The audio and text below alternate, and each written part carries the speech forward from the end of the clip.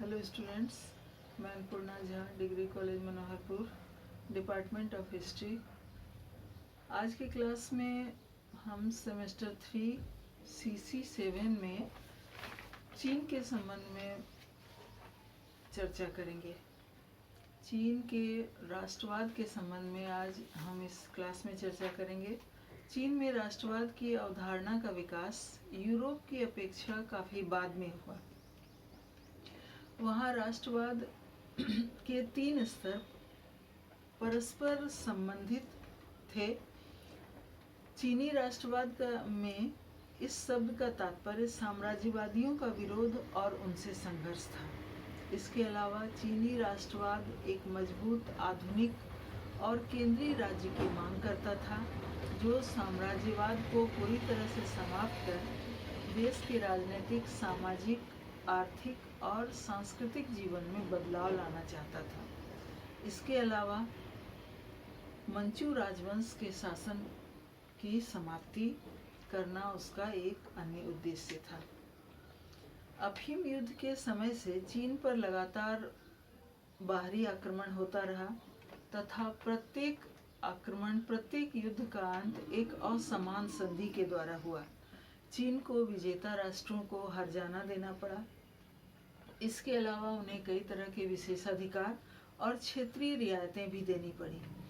1894-95 ईस्वी में चीन जापान के बीच हुए युद्ध में चीन की हार हुई और उसकी स्थिति पूरी दुनिया के सामने उजागर हो गई। इस युद्ध का परिणाम विदेशी शक्तियों के द्वारा चीन में रियायत और विशेषाधिकार प्राप्त करने की होड़ के रूप में सामने आया। बॉक्सर विद्रोह को कुचलने के दौरान भी साम्राज्यवादी ताकतों की मंशा और उनकी निरंकुशता स्पष्ट हो गई। विदेशियों के आक्रमण को रोकने में असमर्थ होने के बावजूद अपने देश को मजबूत बनाने तथा वहाँ की स्थिति को नियंत्रण में लाने के लिए जनता कृत संकल्प थी। लोग अपनी स्थिति में बदलाव लाना चाहते थे। विदेशियों की हरकतों से उनके मन में धीरे धीरे घृणा की भावना बढ़ती जा रही थी, जिसके कारण चीन में राष्ट्रवादी भावनाओं का प्रसार होने लगा। उस समय रूस ने मंचूरिया पर अधिकार कर लिया था तथा 1905 ईस्वी में जापान से हारने के बाद उसकी स्थिति भी काफ़ी कमज़ोर हो गई थी। ऐसे समय में चीनियों ने बिना समय गंवाए मंचूरिया पर पुनः कब्जा करने का प्रयास किया और वहाँ चीनियों के प्रवास की गति बढ़ा दी गई। पुनः प्रशासनिक तंत्र की स्थापना की गई। मंगोलिया पर भी रूस के प्रभाव को कम करने के लिए स्थानीय अधिकारियों को कार्रवाई करने के आदेश दिए गए। वहाँ भी चीनी नागरिकों के प्रवास को बढ़ाने का प्रयास किया गया तथा योग्य अधिकारी को नियुक्त कर प्रशासन को मजबूत बनाने की कोशिशें की जाने लगी। आम जनता में भी पश्चिमी देशों और जापान की लूट खसोट की नीति के प्रति धीरे धीरे विरोध बढ़ रहा था। स्थानीय और राष्ट्रीय समाचार पत्रों में ऐसे मुद्दों पर लगातार चर्चा होती थी। कई स्थानों पर जन प्रदर्शन और सभाओं के माध्यम से विदेशियों के मंसूबों की निंदा की जा रही थी। चीनी राष्ट्रवाद सिर्फ साम्राज्यवाद का विरोधी नहीं था, बल्कि इसके अंतर्गत राष्ट्र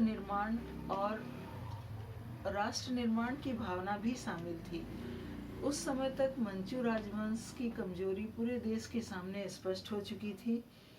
मंचू राजवंश ने देश में सुधार के लिए जो प्रयास किया, उसके अंतर्गत अधिकतर स्थानों पर प्रांतीय सभाओं की स्थापना की गई। ऐसी सभाएं जनता के लिए वाद विवाद और विचार विमर्श का केंद्र बनने लगी, जिसमें राष्ट्रभक्त लोगों को एक स्थान पर लाने में सहायता मिली। लोग एक स्थान पर आकर एक स्थान पर एकत्रित होकर विचार विमर्श के द्वारा आपसी बातों को एक दूसरे के समक्ष प्रकट करने लगे। इन सभाओं में स्थानीय मुद्दों पर चलने वाले विचार विमर्श के दौरान साम्राज्यवाद के प्रभावों तथा उसके प्रतिरोध से संबंधित विचारों को बढ़ावा मिलने लगा। उस समय तक मंचू राजवंश का पतन होने लगा था। उसके कमजोर प्रशासन तथा विदेशियों के समक्ष बार बार उसकी समर्पण की नीतियों ने जनता में मंचू राजवंश के प्रति विरोधी भावनाओं को बढ़ाने का काम किया। चीन में क्रांतिकारी राष्ट्रवाद के विकसित होने का एक प्रमुख कारण मंचू राजवंश के प्रति जातीय विरोध की भावना भी थी। वहाँ की जनता मंचू राजवंश को, मंचू शासकों को विदेशी मानती थी, क्योंकि उनकी संख्या वहाँ के मूल निवासियों से काफ़ी कम थी। इसके अलावा उसकी घरेलू मामलों में अपनाई जा रही प्रतिक्रियावादी नीतियों तथा विदेशी मामलों में कमजोर और कायरतापूर्ण नीतियों ने जनता के आक्रोश को बढ़ाने का कार्य किया। 19वीं शताब्दी में चीन विदेशी साम्राज्यवाद का शिकार बन चुका था। मंचू राजवंश न तो विदेशियों को देश से बाहर निकाल सका और न ही आंतरिक सुधार कर सका। 20वीं शताब्दी में चीन की आंतरिक स्थिति के खराब होने के पीछे वहाँ की शासन व्यवस्था का बहुत बड़ा योगदान था। उस समय विदेशी प्रभाव काफ़ी बढ़ गया जब अकाल, अशांति और उपद्रव के कारण चीन की आंतरिक स्थिति खराब हो गई।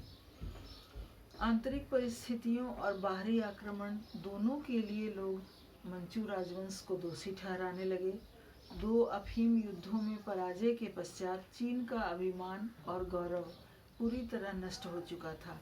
वहाँ की शासन व्यवस्था अस्त व्यस्त हो चुकी थी। केंद्रीय सरकार का विभिन्न प्रांतों पर सिर्फ नाम मात्र का नियंत्रण रह गया था। मंचू शासकों ने सुधारवादियों द्वारा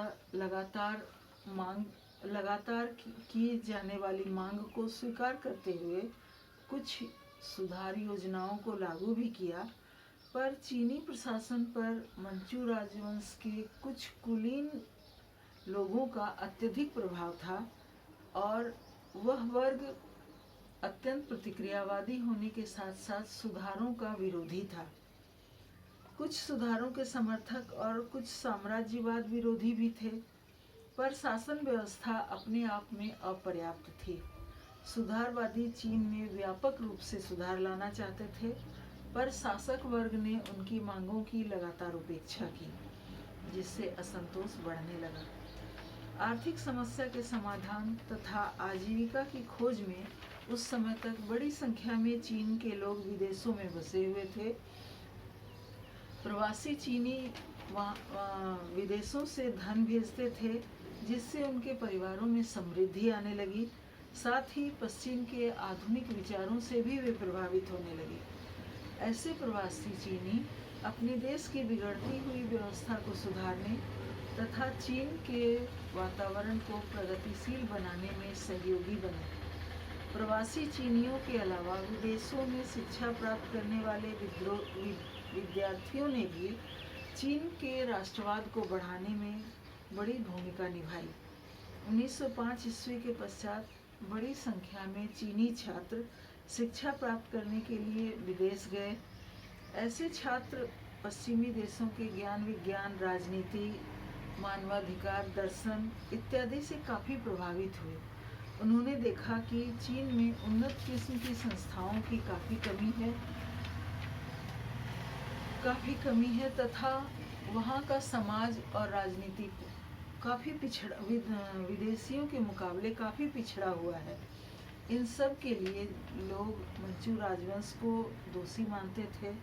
मंचू शासकों की प्रशासकीय नीतियों के कारण लोग उसके विरोधी बन गए।